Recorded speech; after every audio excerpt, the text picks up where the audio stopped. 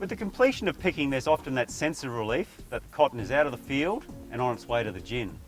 But a really important job that remains to be done to finish off the season is to ensure that you have effective crop destruction.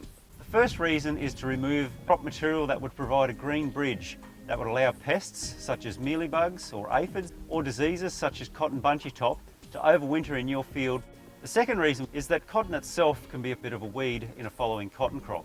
So this is the one really good opportunity to control ratoon plants that might come up next year and cause us issues, and any volunteers that may have come up in the interrow areas or out of the plant line during the season.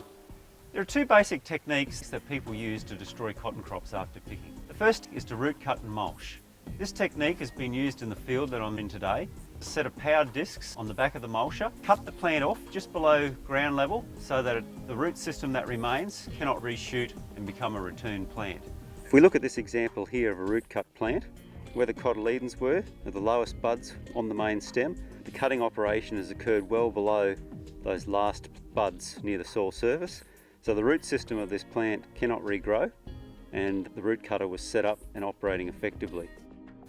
One constraint with root cutting is that any volunteers that are outside the plant row that we can see here are effectively missed during this operation, so that you can see the root cutting process has effectively controlled any plants that are within the plant line or just adjacent to that plant line, but any material here in the interrow that's come up during the season is not controlled. So it's going to be important to take some other control step to eliminate these plants, whether it's through the use of a herbicide or some additional tillage operation. What's important is to make sure that these plants don't survive.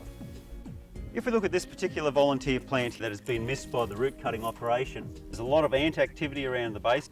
If we take a leaf, you can see that there's quite a healthy aphid colony under this leaf, and these aphids will quite happily overwinter on this plant. The second technique, which is very commonly used particularly throughout the southern regions where pupae busting is a requirement of growing Bollgard 2, is to mulch the residues that are there and then use tillage to remove the stub plant that remains. Whilst conducting the tillage operation, it's important from a pupae busting point of view to get full disturbance of the profile to a depth of about 10 centimetres.